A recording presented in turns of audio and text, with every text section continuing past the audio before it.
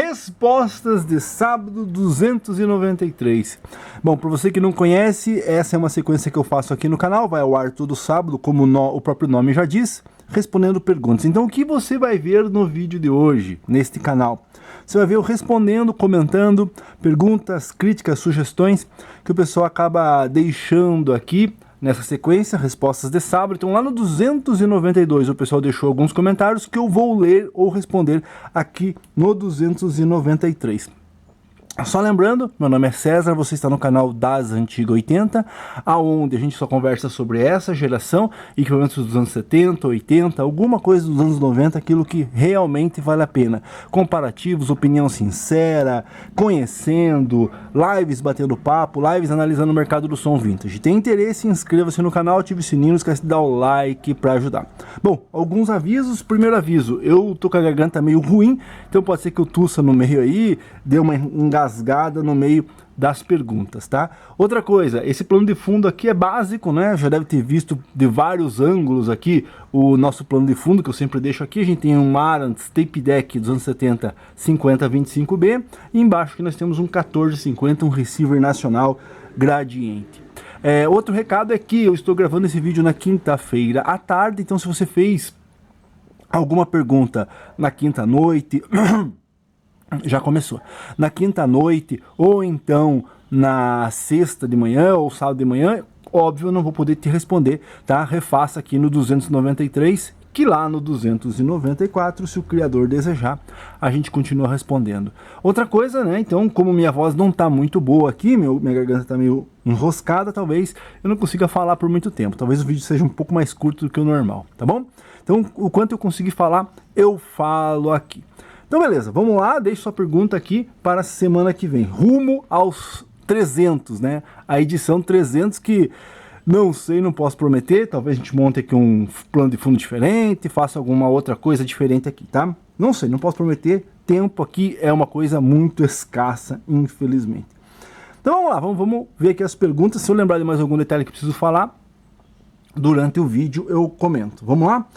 Então vamos lá para a primeira questão aqui. Vladimir Espíndola, ele é membro do canal. Aqui nós temos um setor de membros, onde eu mostro bastidores, dicas, anúncios aí, né?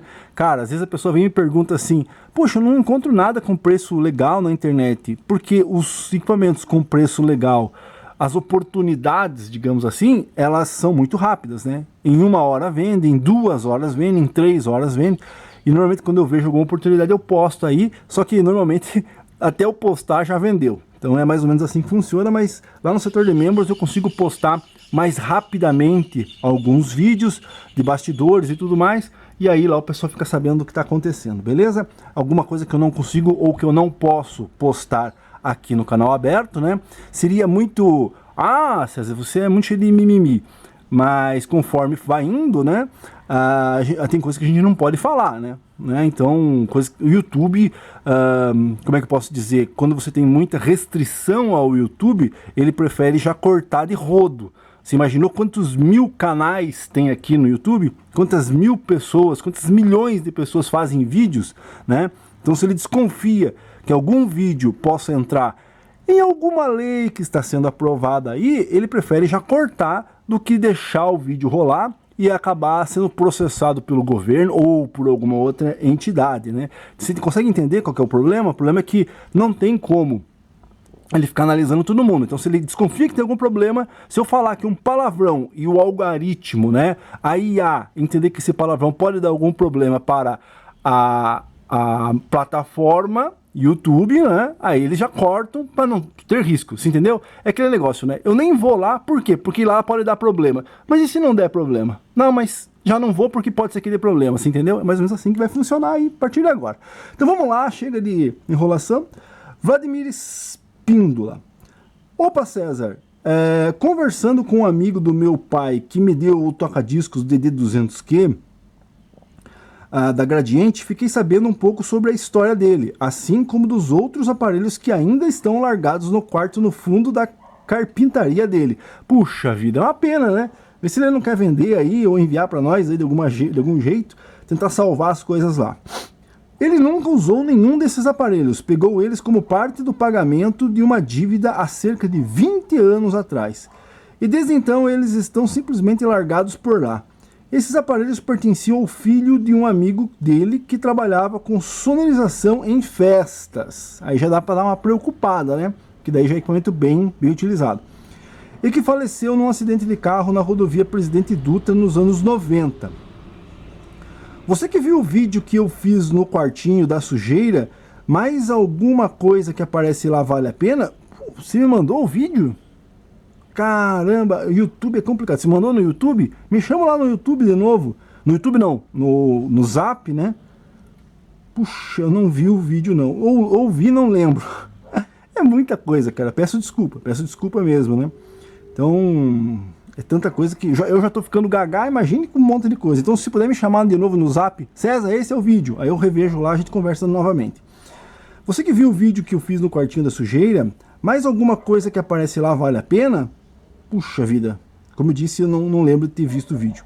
Com relação aos tocadiscos, aquela parte do lado direito da tampa que aparece ter sofrido alguma caloria e deu uma empenada, seria prudente tentar fazer algum reparo? O que você achou da sugestão que te dei em fazer vídeos analisando a foto de alguns equipamentos e sugerir melhorias mediante alguma colaboração? Abraço e sucesso ao canal. Bom, primeira parte, eu realmente não lembro de ter visto o vídeo, você vai ter que me mandar de volta. Segundo, a história é complicada, né? A pessoa faleceu e deixou os equipamentos lá, mas ainda dá para tentar encontrar coisa muito boa, principalmente se já está há 20 anos parado. Segundo, equipamentos que estão lá, precisaria dar uma olhada para ver. Terceiro, né, ou quarto, sei lá como, o teu toca-discos com o acrílico, né? Não adianta querer esquentar o acrílico para voltar no lugar, esse tipo de coisa. Eu acho que o ideal mesmo era você fazer um polimento, né, um lixamento, um polimento, depois uma cera, né, um lustre ali, e tentar mascarar o máximo possível aquilo ali, você entendeu? Não tem muito como trabalhar o acrílico depois que ele queima, né, que ele abriu ou que ele derreteu. Ele sofre uma transformação, ele aumenta, né? Se tiver aumentado, que nem eu já consegui fazer, o cara deixou ferro de solda no acrílico. Aí esquentou, desceu um pouco e subiu as laterais, né? Porque esquenta, aí ele faz aquele vão e sobe. Então quando você faz o lixamento, você consegue tirar tudo que subiu. O que subiu você tira aquele material. Mas ainda fica o material que ficou para baixo, né? No negativo, entendeu? Fica material pro positivo, né? Para cima, e fica menos material negativo. Então você consegue lixar aquele material, igualar o máximo possível, só que daí o negativo você vai ter que analisar para saber se você consegue tirar um pouco para tentar chegar ao resto ali, pelo menos, no mesmo nível, né? Por isso que você vê muito carro assim, vocês ondulado, por quê? Porque às vezes tem um risco, o cara força o polimento ali, tira bastante material, mas fica naquela região que ele tirou, o resto ainda está mais alto, sabe? Faz aquela depressão ali. Então, minimizar o detalhe, o problema, eu acho que daria para tentar. Resolver 100%, difícil. Às vezes tem alguns casos, né? Eu acho que eu já mostrei aqui no meu canal um caso de um equipamento que tinha umas marcas em cima e eu dei uma lixada e tal e quase desapareceu. Quer dizer o que? Você consegue mascarar, você consegue diminuir a visibilidade daquele detalhe. Mas eliminar ele por completo é muito difícil, né? Com relação a analisar vídeos e fotos, esse tipo de coisa, seria uma grandíssima ideia se não fosse muito complicado, né? Porque não adianta, né? Tem que ser honesto, tem que ser sincero quando eu falo alguma coisa aqui. Cara, já fazer esses vídeos é complicado. Faz o vídeo aqui, tem que ir ali no computador, editar, escutar o vídeo tudo de novo, para cortar os catarros, os cachorros latindo.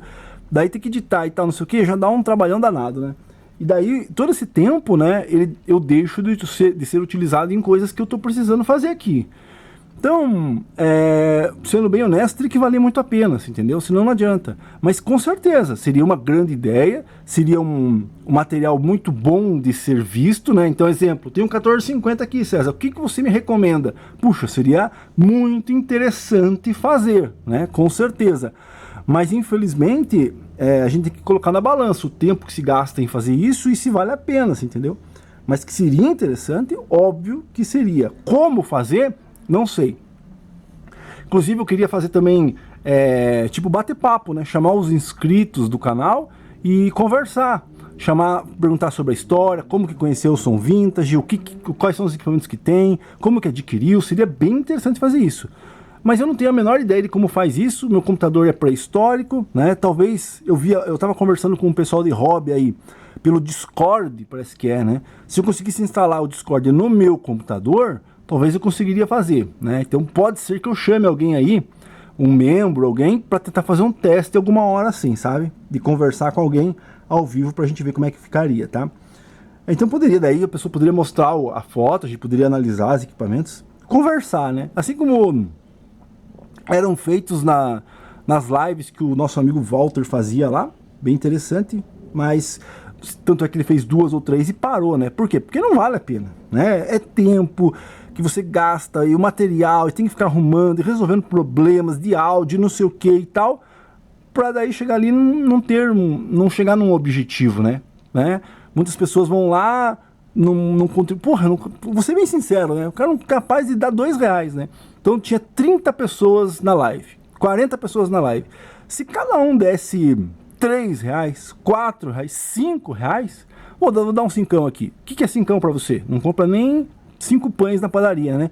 Então, porra, cincão com 40 pessoas assistindo, quando ele visse aquilo, não, vamos fazer live de novo. E aí vai. E aí isso estimula as pessoas a fazer. Não adianta você querer vir aqui, não sei o que. Não é. O dinheiro estimula as pessoas a fazer as coisas, né? Não tem como você ficar negando essas coisas, entendeu? A contrapartida é que estimula as pessoas a fazer, né? Eu vou dizer uma coisa pra você. Se o YouTube não fosse monetizado, você não teria nem metade dos canais que você tem aí, né? Porque hoje tem 350 bilhões de canais. Alguém vem falar assim, César, então você montou o teu canal para ganhar dinheiro? Não, já contei a história do canal aqui, né? E eu fiquei acho que 2 anos com o canal aí postando vídeo, aí que eu descobri, depois acho que 1 ano e meio, 2 anos, aí que eu descobri que podia ganhar dinheiro com os vídeos.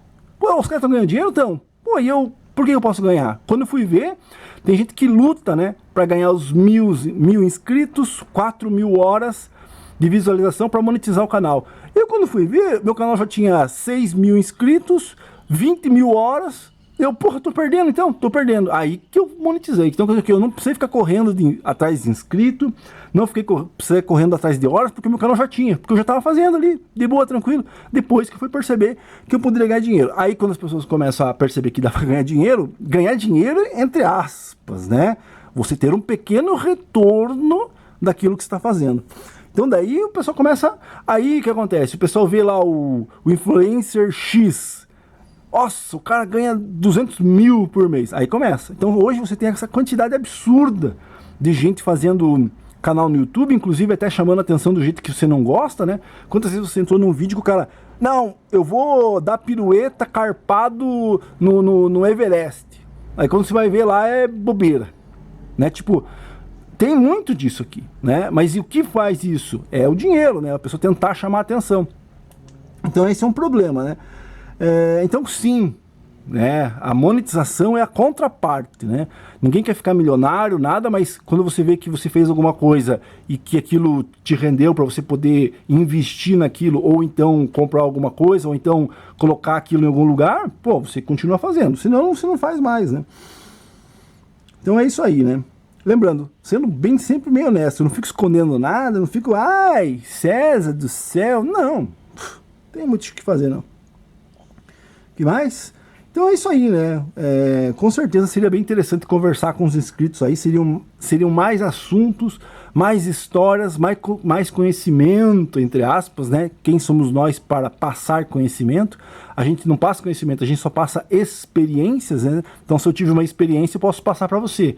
Se você se serve aquela experiência para você não cometer o mesmo erro que eu cometi, alguma coisa assim, isso é muito bom, né? Então vamos lá, vamos continuar. Muito obrigado, meu amigo, pelo comentário. Vamos lá. Norton Luiz é membro do canal também, deixou aqui um valeu demais, grande abraço, muito obrigado pelo valeu demais. Que mais? JC Duran. JC Duran 6686. Sobre o tape deck da linha Exotec. O SD2 tem duas versões, certo?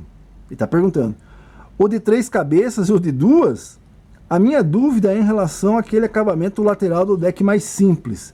Sabe dizer se ele saiu como o da linha Spect? Isso é liso? Sem as orelhas? Ou abas? Porque, pela lógica, o SD2, mesmo mais simples, foi produzido para compor a linha Exotec. E sem essa lateral, não vejo sentido em ser da linha Exotec.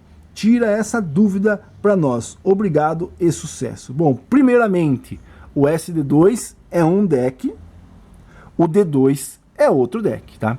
O D2, ele vem da base do C484.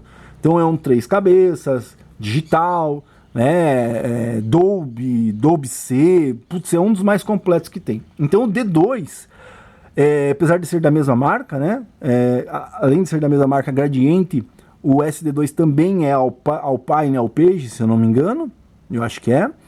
Então, mas eles não têm nada a ver. Um é o D2, o deck supra-sumo da Gradiente, na teoria. O outro é o SD2, que é um deck mais simples, bem mais simples, tá? Então, a diferença de valores, o pessoal, às vezes eu vejo o pessoal se confundindo, né? Ah, um D2 lá por R$2.000. Ah, o meu SD2, então eu quero 1.500. Não, um SD2 vale 1/3 do D2, né? Então essa é a primeira questão. Não são os mesmos deck. Um é o SD2, o outro é o D2. Com relação ao acabamento do mais simples, porque o D2 não tem acabamento, ele só tem o painel alongado ali em alumínio mesmo. Já o SD2 ele tem um acabamento de plástico, assim como tem o P2, o E2, que mais? O T2, né? Agora eu não lembro, você me pegou numa coisa aqui, se o acabamento do E2, do T2, do P2 é o mesmo do SD2, né? É o acabamento do Spectrum? Não. Eu acho que também não é o mesmo acabamento do Spectrum. O Spectrum é liso assim e atrás ele é reto, se eu não me engano, né? Já o do SD2 ele tem aquelas ranhuras. Então realmente eu não sei te dizer exatamente se... faz tempo que eu não pego uma linha Spectrum na minha mão e o SD2 eu realmente não sei te dizer se é o mesmo acabamento. Eu acho que o SD2 é o mesmo acabamento do P2, que não é o mesmo do Spectrum. Então, se você pega um equipamento desse com um acabamento diferente, provavelmente alguém arrancou aí de algum outro aparelho para pôr no teu para poder dar acabamento. Como que você sabe, César? Como que eu sei se isso foi feito? Você abre ele e esses acabamentos eles são rebitados em cima e embaixo. É só olhar o rebite. Se você vê que é um rebite meio novo, tá marcado, não é muito de alumínio, né? É um alumínio, uma coisa mais brilhante, é um rebite novo, né? Agora, se eu não me engano, até tá lacrado o rebite embaixo, por dentro, assim, tá lacrado pela Gradiente os rebites do acabamento, tá? Então, realmente, esse detalhe do SD2, se ele tem o mesmo acabamento do Spectrum, eu não lembro. Mas que ele é o mesmo acabamento do D2 e tudo mais, do D2 não, do P2, do T2 e do E2, acredito que sejam o mesmo sim, tá? Então não confunda os tapes, não tem nada a ver uma coisa com a outra. Alessandro Albuquerque. Sobre a pintura de cones, há quem pinte com tinta de tecido. Cara, você pode pintar com qualquer tinta. Spray, tecido, guache, qualquer coisa que seja, né? De toda maneira você vai estar acrescentando material ao cone, né?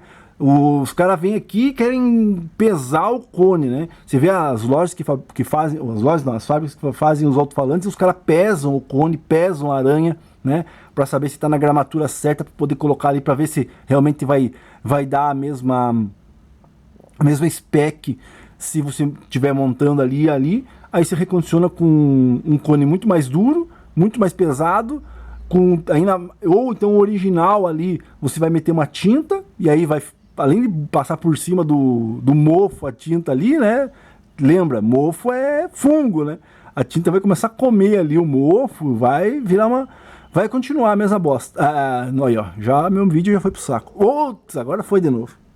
Ô YouTube, não, por favor, tá? Calma, deixa o Xandão chamar primeiro, não desmonetize meu vídeo só de eu falar, tá? Então vamos pela IA. Então o que acontece? Então é basicamente assim, de qualquer maneira, se você pintar um cone, né, de qualquer maneira, eu mesmo já pintei com spray meus cones aqui, originais, de preto. Alterou alguma coisa? Talvez num 15 polegadas? Não, né? Mas, ou num woofer profissional? Não.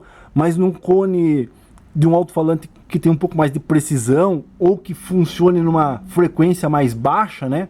Que ele trabalhe mais lenta, você trabalhando rapidamente, talvez aquela massa ali não altere, mas se você trabalha mais lentamente, talvez aquela massa que você acrescenta da tinta, talvez altere alguma coisa, entendeu? Então é a mesma coisa. De qualquer maneira vai acrescentar material. Maurício, assim como colar também, né? Ah, vou colar aqui, o cone tem um rasgo, vou colar. Você vai acrescentar material daquele lado. Então o cone vai ficar meio capenga, né? Aqui tá meio duro, né? Tá meio duro e aqui tá meio mole. Ele não trabalha corretamente, né? São coisas. Vamos lá. Maurício Sem Destino Motor 10. Boa tarde, César. Tem um Gradiente Model 1450, mas não consigo estabilizar a FM dele. Tem alguma dica? Eu não tenho. Você tem alguma?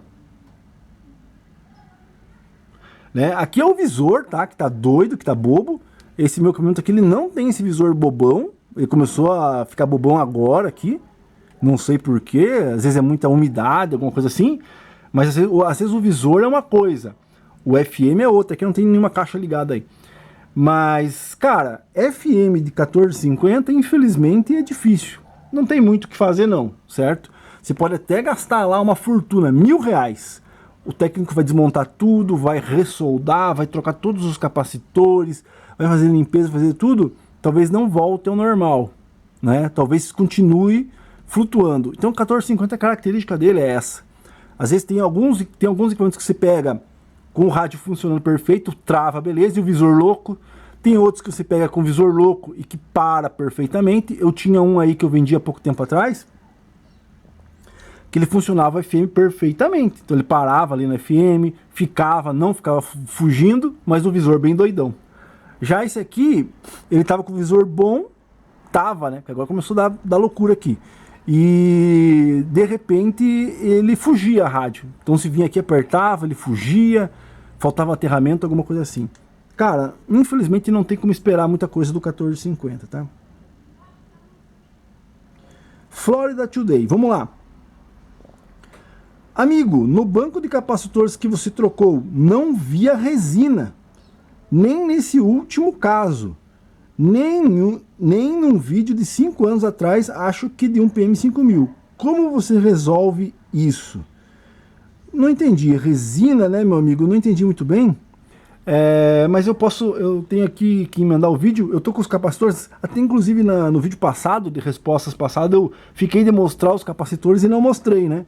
Agora eu achei aqui no que estão os capacitores e vou mostrar agora então para vocês. Espera aí, que eu vou emendar o vídeo aqui e já vou pegar os capacitores ali. Então vamos lá, meu amigo, vou mostrar aqui, ó. Esse aqui é o banco de capacitores do PM5000, certo? Com os capacitores da Siemens, como a gente conversou no vídeo passado. Eles estão aqui, né? Esse aqui foi tirado de um equipamento para colocar placa nova, moderna. Nesse aqui eu tive que comer um pouco a resina, ó, abrir aqui para ele poder sacar, para poder tirar ele do copo. Mas perceba, a resina, ela vai embaixo, né, na placa e sobe um pouquinho nas laterais, ó, tá vendo? E ela gruda um pouco na nossa espuma aí, mas ela não enche aqui ficou um pouco também, ó. Tá bem certinho aqui, quer ver? Aqui, ó. Ela escorreu por aqui, ó, tá vendo? A resina veio, já não tá mais aqui a resina, né, mas ela escorreu por aqui e acumulou aqui no fundo do bloco, ó. Mas aqui ficou tudo sem, ó. Certo? Mas mesmo assim ainda tive que cortar aqui, fazer um monte de coisa para sacar isso aqui do copo, tá? Já esse aqui, ó, perceba, esse aqui eu nem precisei cortar nada, ó. Ele simplesmente descolou do copo, né? Ó, aqui ele ficava grudado no copo, aqui ficava grudado no copo, aqui também, né? Os capacitores Siemens só subiu um pouquinho aqui só, certo? Tô com medo de bater aqui no meu deck. Então aqui você tem a resina, ó. A resina fica embaixo, então quer dizer o quê? Provavelmente eles montavam assim, jogavam a resina aqui, ela escorria onde desce aí, pela lateral, e tampava totalmente e travava, certo? Então é assim no PM5000. Na H2, a gente tem aqui, ó, esse aqui é o original da H2, era uma resininha bem mais, digamos, só um pouquinho mesmo, ó, pra ficar aqui, ó, onde tá a lateral do copo e o fundo da placa, ó, tá vendo? Então todos eles têm resina, mas vai depender muito de como foi feito na época. Eu tenho alguns aqui que eu desconfio que tem muito mais resina, né? E aí, para você tirar ali os capacitores, né? Para você fazer isso aqui, tirar o copo, que é o que você precisa salvar para colocar lá nos capacitores novos, vai dar um trabalho do caramba. Pra você ter uma ideia, eu tenho um PM5000 aqui que o cara cortou o copo, né? Precisava tirar os capacitores. O que ele fez? Ele meteu a serra no copo aqui, ó. Porque teve época que isso aqui o pessoal não ligava muito, sabe? Ah, mete a serra aqui, troca, faz funcionar e põe de volta. Não tem esse negócio de, coitado, coitadinho, isso aqui é raridade. Não, né? Teve época que o pessoal detonava mesmo, metia parafuso no painel, não tinha muita dó. Então, o cara cortou o copo. Então, tem equipamentos que você consegue sacar o copo perfeitamente, nesse aqui, sem nem precisar fazer nada. Nesse aqui, precisando comer um pouco a resina. Ou nas H2 que, nesse caso aqui, ó, né, que explodiu o capacitor, eu nem precisei tirar o copo. Ele mesmo explodiu o capacitor e voou o copo longe. Nesse aqui, eu tirei o copo, mas com a maior facilidade do mundo, ó. Por quê? Porque ele só tá na ponta aqui, né? Agora, para responder uma pergunta que eu falei lá na semana passada, olha a diferença do Nichicon, ó. Tá vendo? Esse é o da H2 Nichicon. Por que ele explodiu e cuspiu o copo? Porque o ponto mais frágil dele tá aqui, ó. Olha aqui onde que ele explodiu, ó. E eles explodiram todos do mesmo lado, ó. Sempre o do mesmo lado, lá, ó. Esse aqui e esse aqui, ó. Se for olhar, ó, elas estão viradas pro mesmo lado. Então sempre explodiu, sempre o da primeira linha do negativo aqui. Então por que ela explodiu para cima? Porque a parte frágil do invólucro aqui do capacitor tá em cima, ó, tá vendo? Se eu botar 100 volts aqui, isso aqui vai explodir para cá, ó, pum, certo? Já no caso dos Siemens, não é aqui em cima que tá a parte frágil. A parte frágil, eu não quero tirar a espuma aqui, deixa eu ver. Desse aqui também não vai dar para ver, mas a parte frágil deles tá lá embaixo, ó. Lá embaixo que tem um furinho ali, né, que vai explodir, vai começar a vazar. E daí detona com placa, detona com tudo, assim como acontece nos A1, entendeu? Então, na verdade, todos eles vêm com a resina.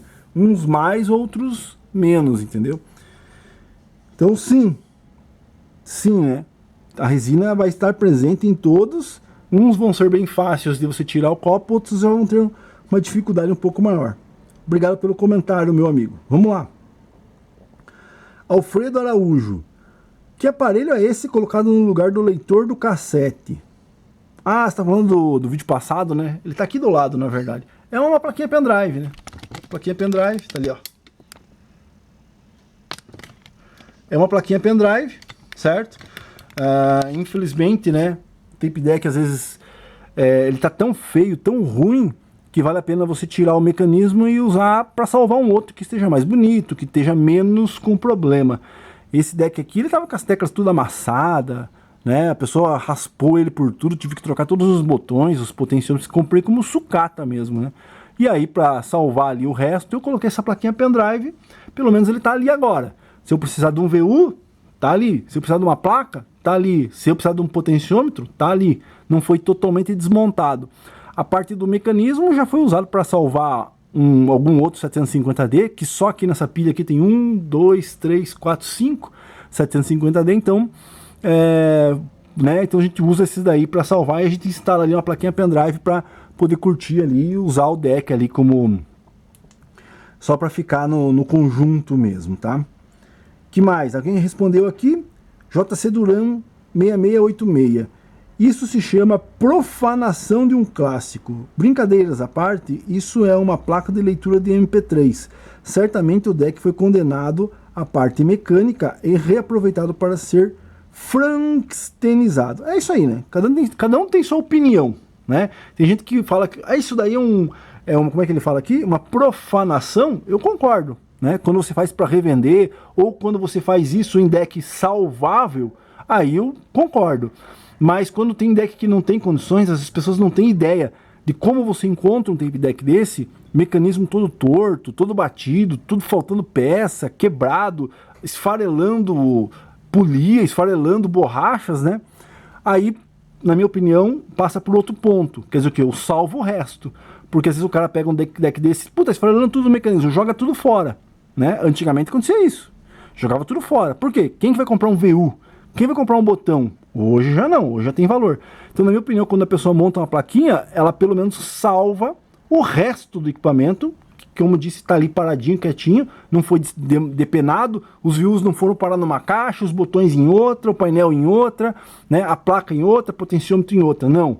Né, tipo, que eu falo caixa guardado em algum lugar ou jogado fora, não, ele está montado. Se um dia eu precisar de algum componente que está ali, ele vai estar ali montado, né? Então, por um lado também, você acaba salvando aí e não transformando algo em totalmente frankensteinizado, como a pessoa falou. Só sou contra de quem faz isso para ganhar dinheiro e quem faz isso para em deck que é salvável, né? Lembrando, se você põe um deck 750D por R$1.000, ninguém compra. Mas se você põe um deck com plaquinha por 1.200 e todo mundo compra, as pessoas vão começar a fazer plaquinha nos decks. Primeiro porque vender deck e ainda dar garantia de mecanismo, cabeça, esse tipo de coisa, é muito mais complicado do que só botar uma plaquinha aqui e pau. Né? Então, quem faz com que tenha procura e que as pessoas queiram ganhar dinheiro, né? Transformando isso aí em plaquinha e detonando com os tape decks, é quem compra. Né? Então, lembrando, o final da linha, que é o comprador, é que normatiza o mercado. Você entendeu? Alguém veio reclamar: ah, César, você está vendendo o H2 por 6.800. Eu vi uma lá não sei aonde por 3.500. Beleza, vai e compra de 3.500. Certo? Não compra de 6.500. Né? Você tem que... O mercado é assim. Né? A lei da procura.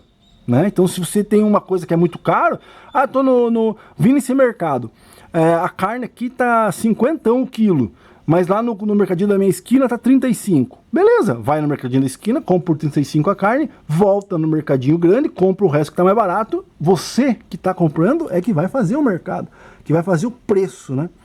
Então não adianta ficar reclamando. Não adianta ir lá no mercado, pô, a carne tá mais cara, lá no mercadinho tá mais barato. Não vai fazer isso, ninguém faz isso. Né? Para que fazer isso também com quem está vendendo equipamento? Se você acha que o equipamento de 2.200 está na mesma qualidade do que o cara está vendendo por 6.500, né? É a mesma qualidade para você? Parece iguais? São iguais? São. Compre de 3.200.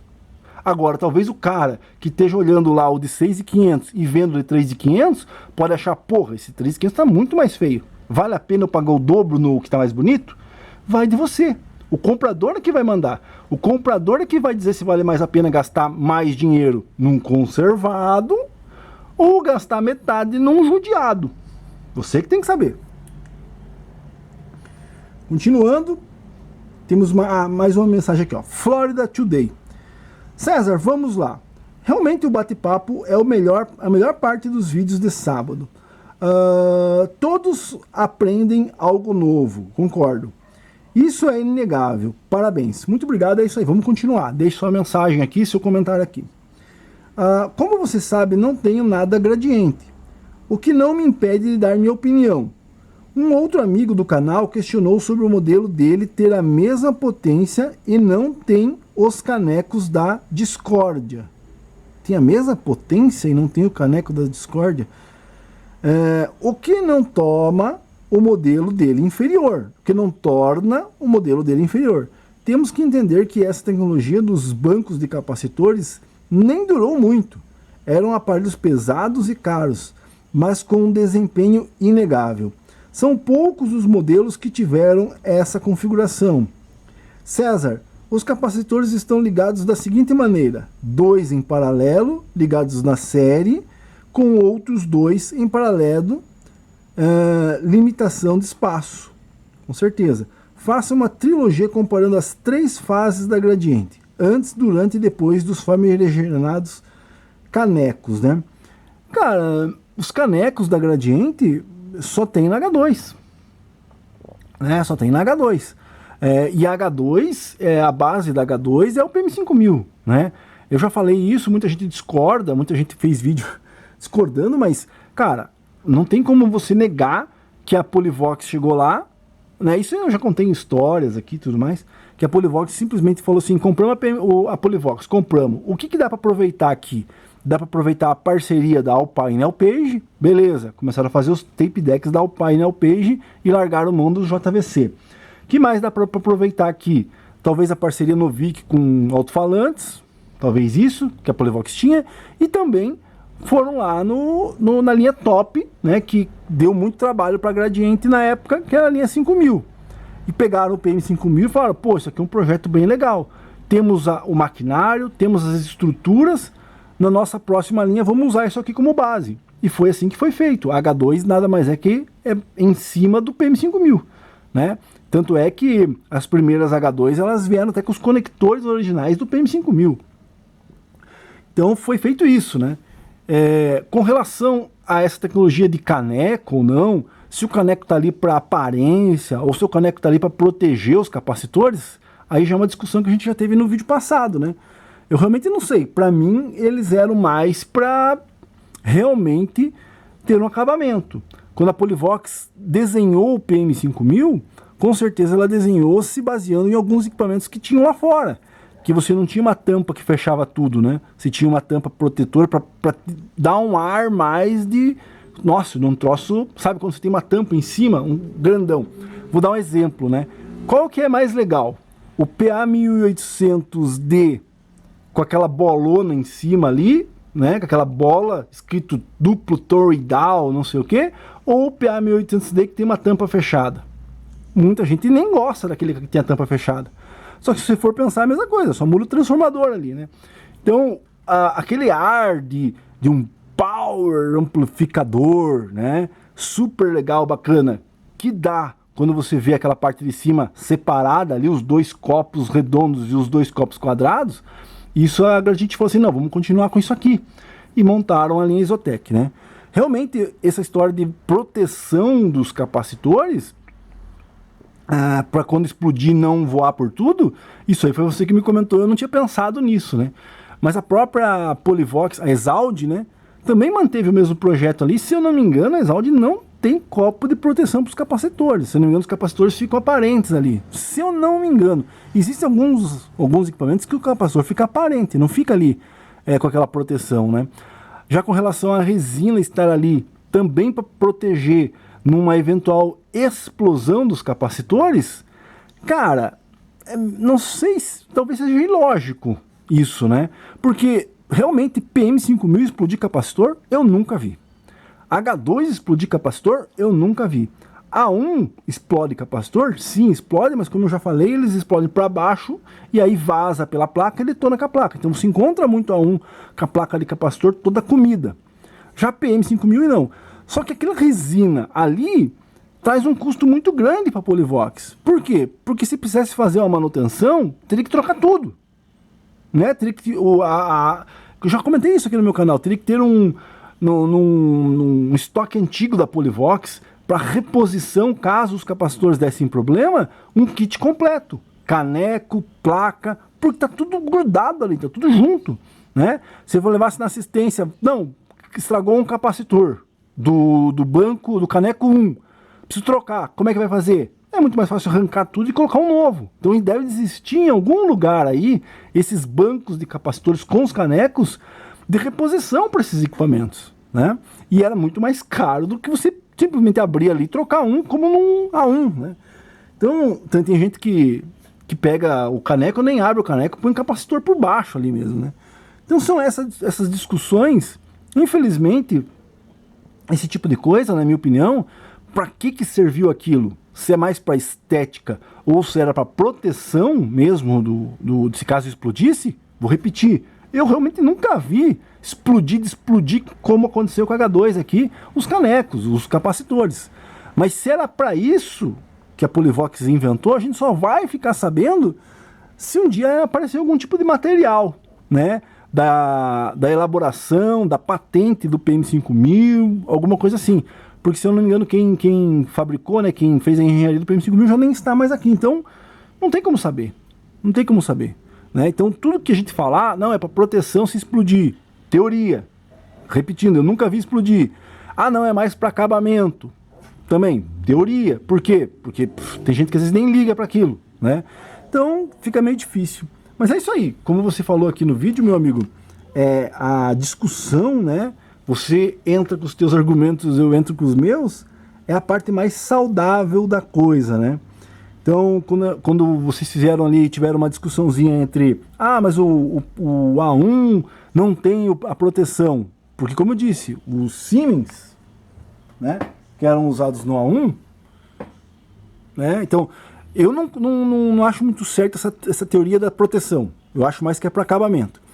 Mas existe uma lógica, porque os Siemens, eles vazam para baixo. Então, beleza, não tem problema, não vão explodir. Então não precisa da proteção, certo? Então por isso que o A1 não tem. Só que se no A1 eles usassem esses aqui, que explodem para cima, talvez a Gradiente tivesse que pôr uma proteção lá no A1. Talvez. Né? Que explode para cima. Então por isso que talvez, quando a Gradiente começou a utilizar, porque esses capacitores não foram usados no PM5000. Isso aqui é coisa recente, bem recente. Então esses capacitores com certeza são só da H2. Então talvez as H2 que usassem esses Nichicon, elas realmente precisassem da resina. Eu preciso olhar a minha outra H2 para saber como que ela é, né? Mas isso aí a gente continua, eu vou fazer talvez um vídeo, a hora que eu pegar a minha outra H2 que está aqui, e comparar com essa que eu coloquei a venda, que está mais inteirona, talvez a gente converse um pouco sobre isso em vídeo. Então é isso, respostas de sábado 293, deixe seu comentário, sua pergunta para o 294, rumo aos 300, e talvez lá no 300 a gente bole alguma coisa diferente. Inscreva-se no canal, ative o sininho, não esquece de dar o like para ajudar. Se eu não respondi decentemente alguma pergunta que você fez, aí refaça, entre com um novo ponto, um novo argumento, a gente continua conversando. E no vídeo passado, peço desculpa, né? Tava filmando lá e depois comecei a filosofar no final, para quem assistiu o vídeo passado sabe. Comecei a filosofar ali no final e acabou acabando a bateria. Então não quero que aconteça isso agora. Grande abraço, até a próxima.